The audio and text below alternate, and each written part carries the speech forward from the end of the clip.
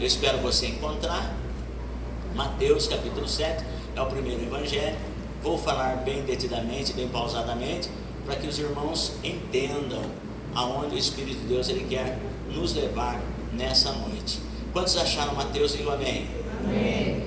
E o versículo de número 7 vai falar da bondade de Deus. Ele diz assim, ó: pedi e dar-se-vos-á, buscai e encontrareis, batei e abrir-se-vos-á, porque aquele que pede recebe, e o que busca encontra, e ao que bate se abre. Confere na sua Bíblia, diga amém. Amém. E eu prossigo na leitura. E qual dentre vós é o homem que, pedindo-lhe pão, o seu filho, lhe dará uma pedra? E pedindo-lhe peixe, lhe dará uma serpente? Se vós, pois, sendo maus, sabeis dar boas coisas aos vossos filhos, quanto mais vosso Pai, que está nos céus, dará bens aos que lhe pedirem. Portanto, tudo que vós quereis que os homens vos façam, fazei-o também vós, porque esta é a lei e os profetas. Amém? Amém. Assente-se por gentileza, e se você puder desocupar as suas mãos, dá uma linda salva de palmas para o Senhor Jesus.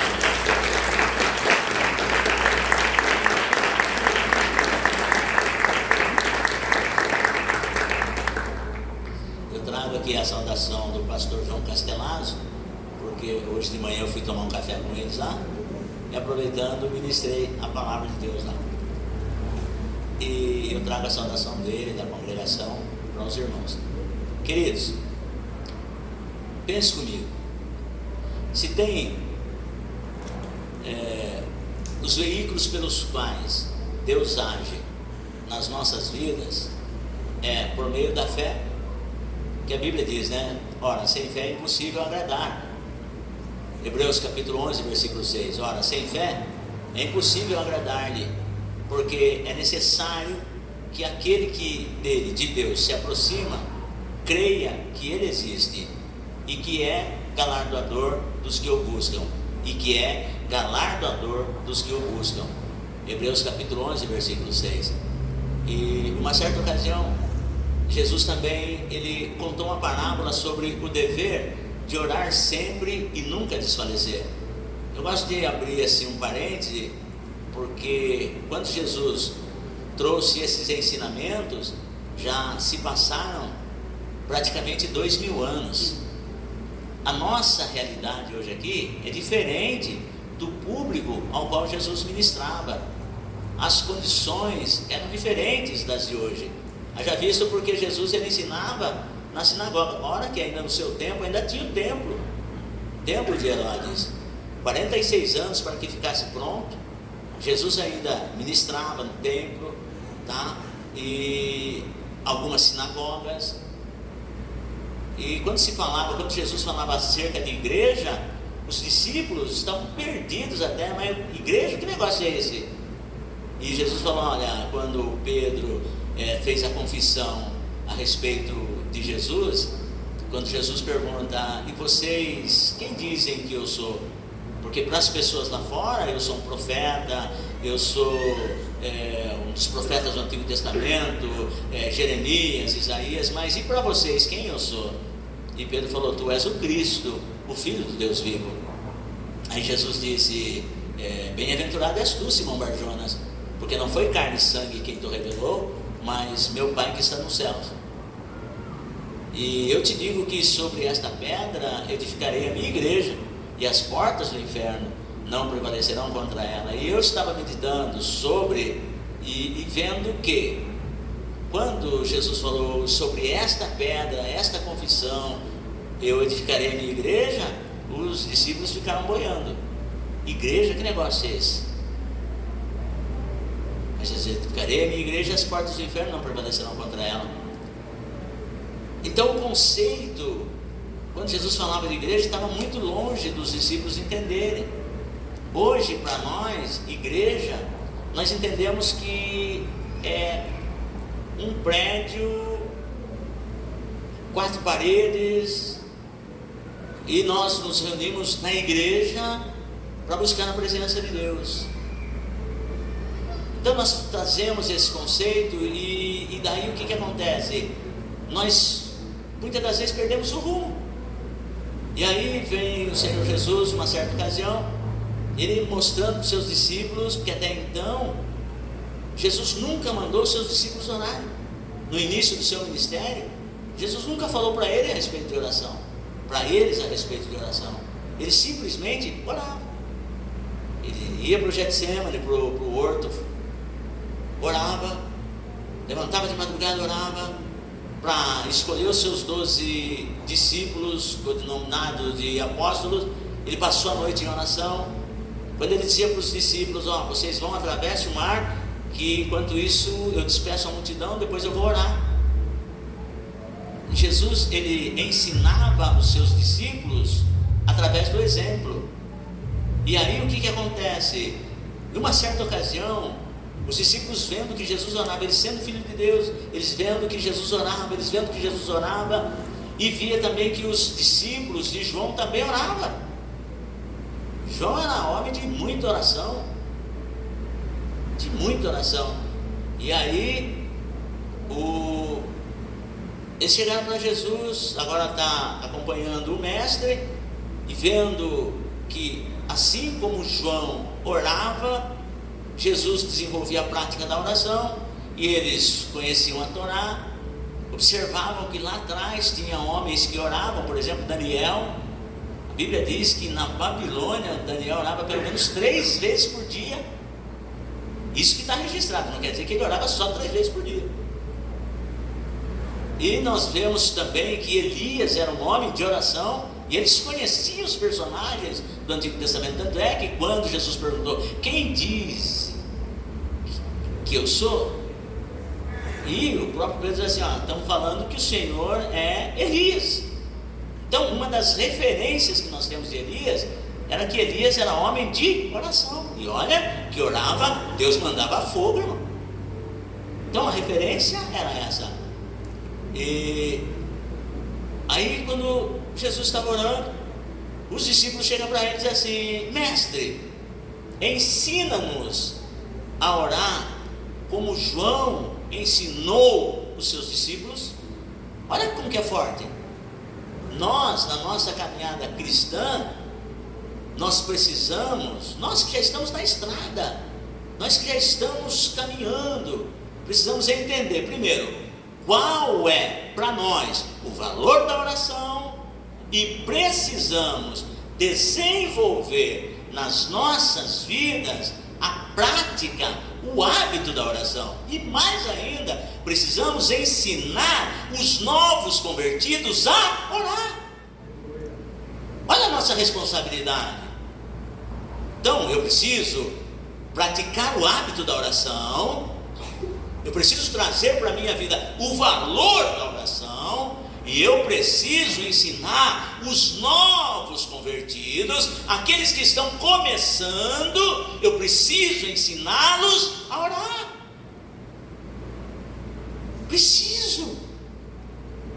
Eu preciso. E é tão importante isso, que Jesus, através da petição dos discípulos, ou seja, olha que humildade, irmão. Os discípulos chegaram: mestre, ensina-nos a orar. Olha, às vezes, irmão, nós somos tão orgulhosos. Eu estou falando da natureza humana, não estou apontando o dedo de forma nenhuma. Eu estou falando assim da nossa natureza humana. Nós não sabemos, mas não temos humildade para pedir que alguém nos ensine. Nós estamos numa ministração fantástica às segundas-feiras do livro de Atos dos Apóstolos, e uma das lições que eu aprendi com o eunuco, superintendente da rainha dos etíopes, e ele estava lendo o livro do profeta Isaías. Olha que forte isso, irmão. Ele estava lendo o livro do profeta Isaías. O Filipe, ele estava em Samaria. Ninguém queria ir para Samaria, irmão, porque na visão judaica, samaritano era amaldiçoado. Mas o Espírito de Deus impele Filipe para ir lá em Samaria. E lá não tinha macumbeiro, tinha tanta gente na patirada. Quando Filipe começou a pregar Cristo, os samaritanos se converteram. E eles viram, queimava pilhas enormes de livros de feitiçaria, bruxaria. E eles, Filipe, Jesus não gosta disso, então eu estou abrindo mão da idolatria, eu estou abrindo mão da feitiçaria, porque eu quero aceitar Jesus.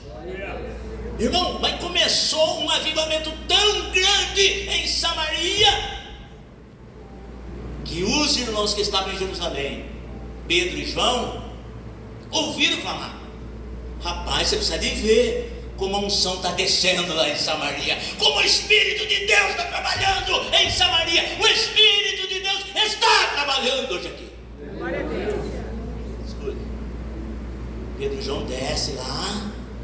Quando ele desce lá e vê aquela coisa gloriosa, aí o Espírito de Deus faz uma festa tremenda. Mas Filipe estava bem ali. Muita gente na igreja de Samaria, muitas pessoas se convertendo. E veio o anjo do Senhor e falou para Filipe: Filipe, você vai ter que sair daqui, rapaz.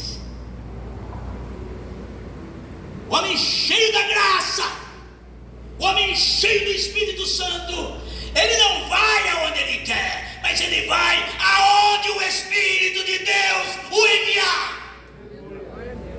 Porque qualquer um, na condição de Filipe, falou: não, olha quanta gente aqui, olha quanta alma aqui, esse povo está precisando de mim, rapaz. Antes de eu chegar aqui, ninguém queria. Muitos pregadores passaram por aqui, as coisas não aconteciam. Foi só eu chegar aqui, olha quanta gente. Eu sinto muito, daqui eu não saio. Mas não foi isso que Filipe fez. O anjo chega para Filipe e fala: Filipe, vai para uma rua que desce de Jerusalém para Gaza. Eu estou falando de humildade, irmãos. Vai até uma determinada rua que desce de Jerusalém para Gaza. E esta rua, Filipe, está deserta. Olha, esta rua está deserta. E Filipe nem questionou. Eu acredito que quando chegou a hora, irmão, as pessoas falaram: Filipe, amanhã você vai vir pregar? Filipe falou: pessoal, amanhã eu não volto aqui. Mas como assim, Filipe? Não, o Senhor me levou para estar me levando para outro lugar. Mas é o Senhor que está me levando para outro lugar. Agora, irmão, o homem, quando ele anda cheio da unção, a glória de Deus se manifesta. Mas quando o homem não está cheio da unção, está cheio de si, é só problema. Filipe vai e obedece. Quando ele está indo para aquela rua deserta, uma rua, repita comigo, uma rua deserta. Repita assim comigo: de uma igreja cheia a uma rua deserta. Ele vai. Quando ele está indo, vem uma carruagem. E tinha um negro na carruagem. E o negro estava lendo lá. Porque verdadeiramente ele levou sobre si as nossas dores e as nossas enfermidades. Carregou sobre si. Estou falando de humildade, estou falando de obediência.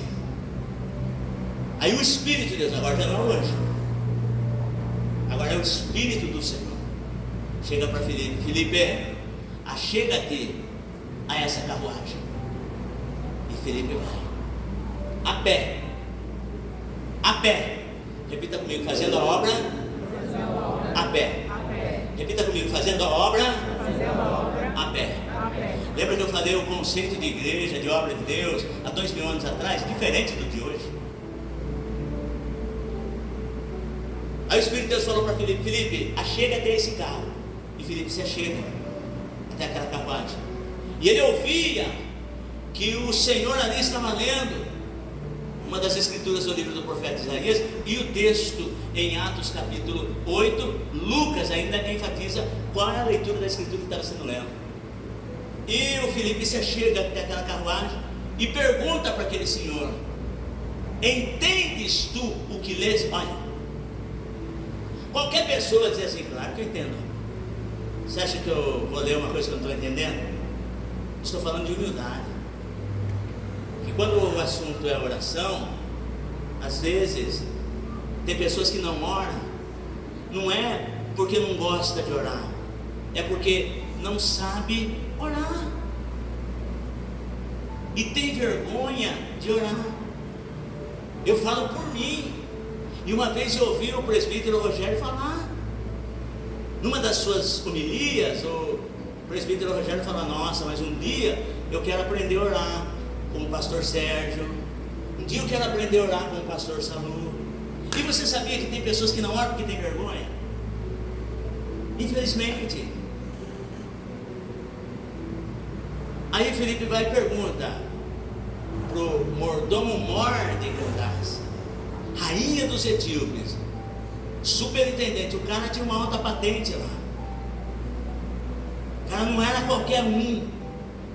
E Felipe, agora na sua humildade, chega para ele e fala assim: escute, o senhor entende o que o senhor está lendo? Ele, com toda a humildade, ele falou: como que eu vou entender se não tiver quem me ensine? Olha, olha que humildade. Eu preciso que alguém me ensine. Parou a carruagem, Felipe pediu licença: posso me sentar com o senhor? Ele falou: tenha vontade. Aí a pergunta que o eunuco fez foi essa: eu estou lendo o texto, e a primeira pergunta que nós devemos fazer quando nós estamos estudando as Escrituras Sagradas, para nós podermos entender, nós precisamos fazer algumas perguntas. E aí o eunuco falou assim, a pergunta que ele fez para Filipe: eu quero entender, eu quero que você me explique de quem que o escritor ou o profeta está falando.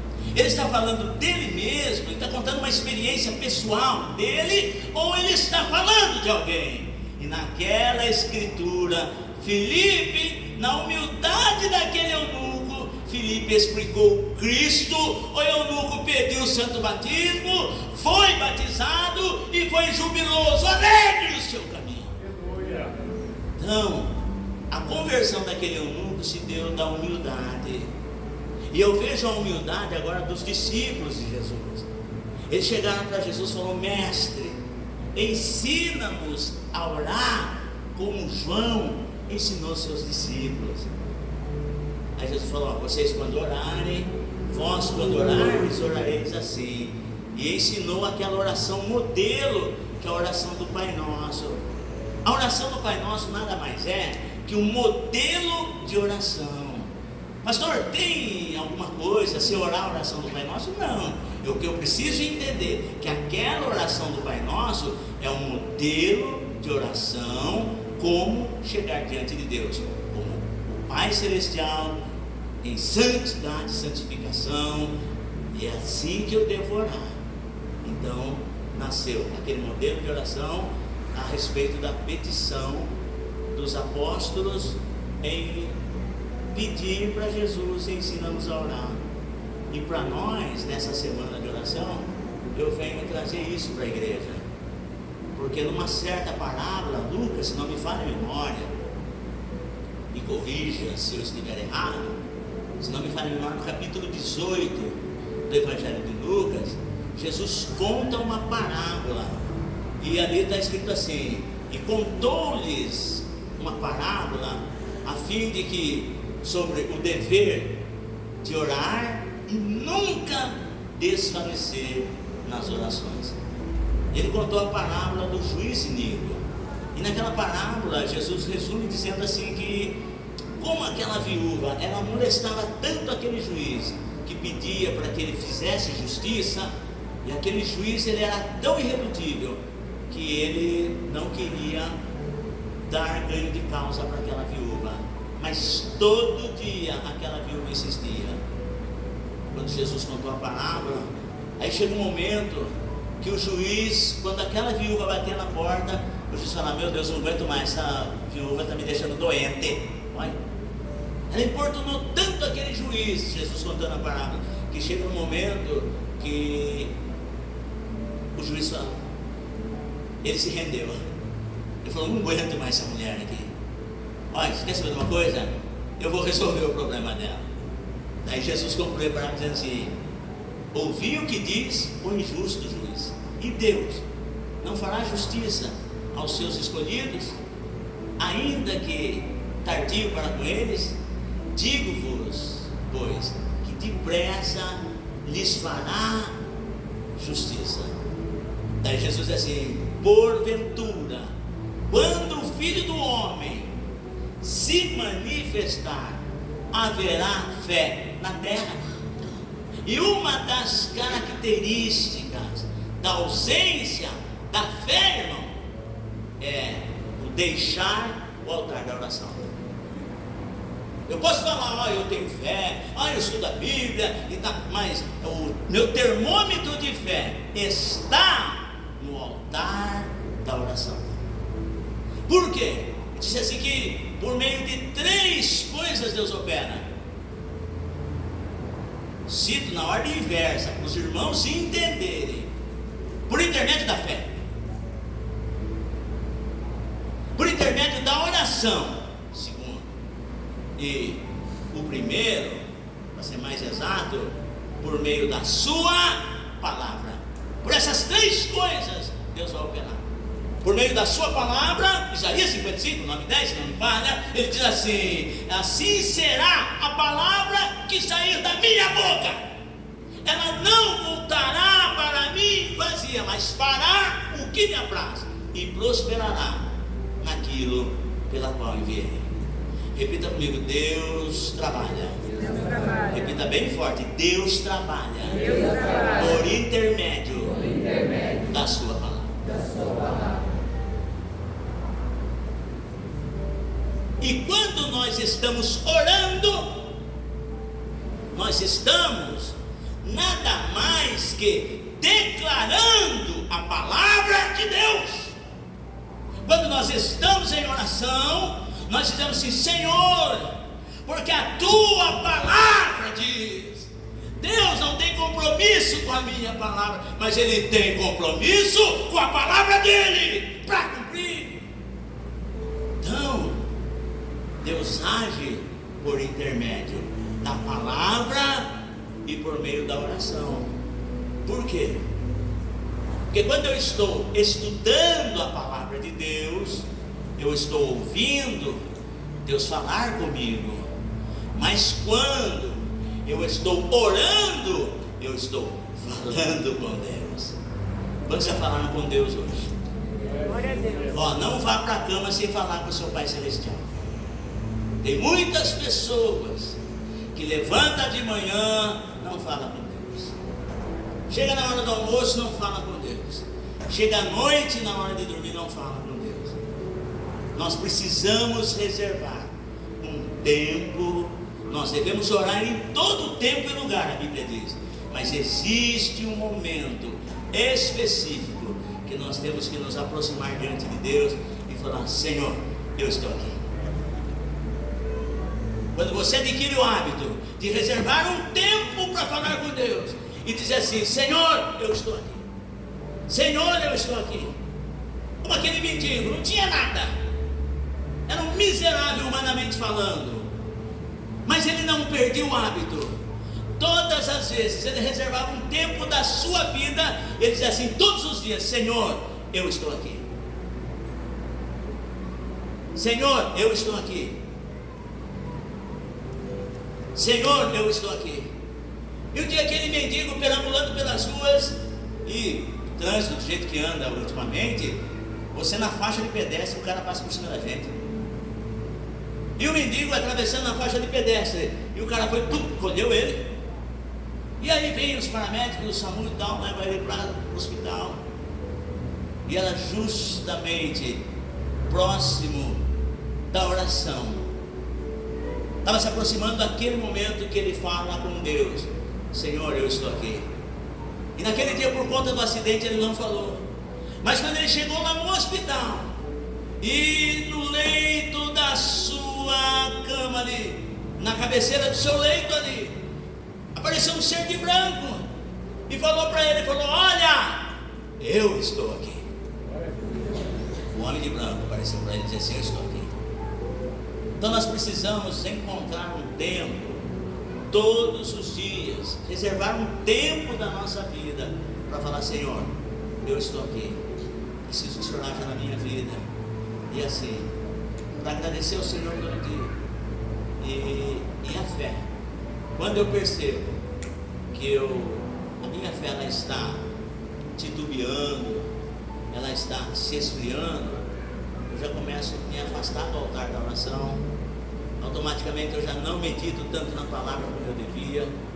E o texto aqui em Mateus é o próprio Jesus falando a respeito da bondade de Deus. Ou seja, Deus nunca nos despede de mãos vazias.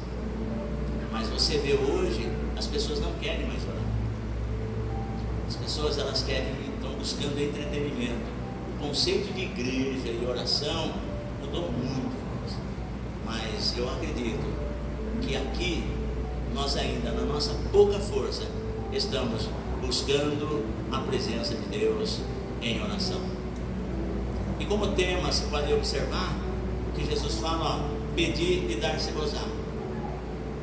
Depois ele fala assim: porque ao que pede, recebe. E aí ele diz assim: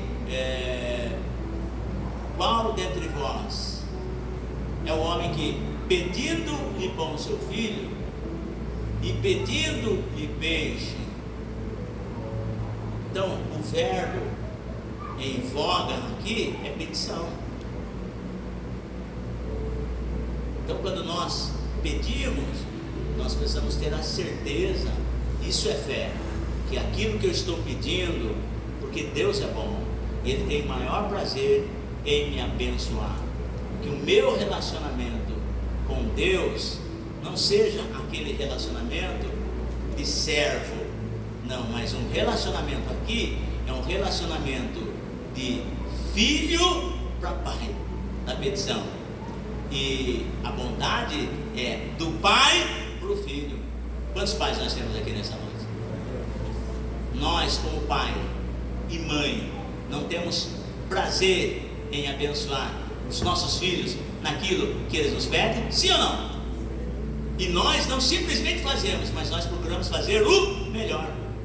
Eu vejo agora nesse ano letivo que começou, eu via lá os pais todos orgulhosos comprando material escolar para os filhos, e principalmente primeiro ano escolar, e as mães lá no supermercado, e olha, eu procuro comprar para o meu filho o que é de melhor qualidade, e enche a boca para falar. Por quê? Porque nós temos essa satisfação de ver o nosso filho bem, e assim é Deus para conosco.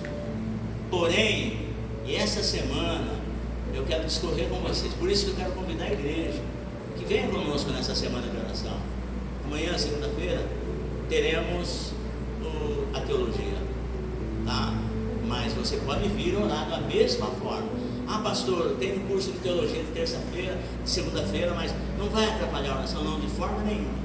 Os irmãos podem vir, os alunos virão, participarão com o pastor Salustiano do curso de teologia, mas o número que vier vai continuar a oração, não vai me atrapalhar, não vai atrapalhar os alunos, e muito pelo contrário, vai ser bênção para a sua vida. Aí, com a permissão do nosso irmão Wellington e presbítero Rogério, mas eu quero ver essa igreja linda, maravilhosa e que tem prazer na oração, porque eu vou encerrar aqui, porque quando Jesus fala de pedir, necessário se faz que nós saibamos o que pedir. O que pedir? O apóstolo Tiago, quando ele fala sobre a oração, diz assim, ó: pedis e não recebeis, porque pedis mal, para gastardes nos vossos próprios deleites. Então, existem muitas pessoas que pedem e não recebem, mas por que pedem e não recebem? Então o apóstolo Tiago dá aqui, ó, diz assim: pedis e não recebeis, porque pedis mal, para gastardes nos vossos próprios deleites.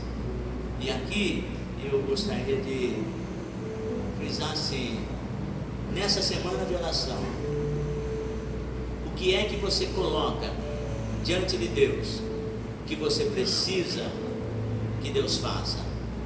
Eu tenho aqui algumas sugestões que eu gostaria que os irmãos viessem participar comigo.